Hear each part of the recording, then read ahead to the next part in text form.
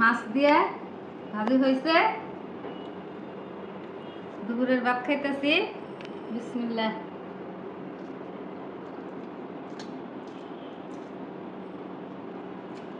জালি কুমড়া দিয়ে মাছ দিয়ে ভাজি করছে, সেইটা এসেছে।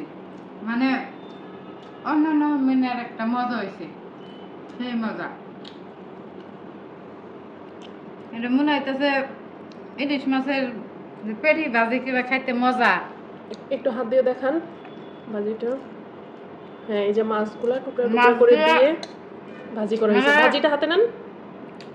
কুমড়া পলছে, মাছটা করে করে ভাজছে, তার সাথে এই মাছটা ভাজিটা মিশিয়ে দিছি।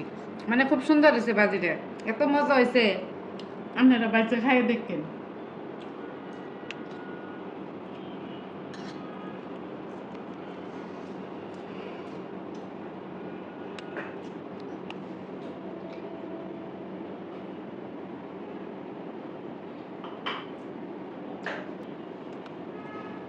এই তরকারি এই যে এটা, এই যে রুই মাছের এই তরকারি, এটা আমি ধরিও নেই।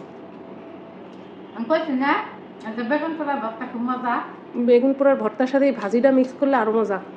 কিন্তু আজকে তো বেগুন ভর্তা নাই, থাকলে আর একটু জমতো খানাটা।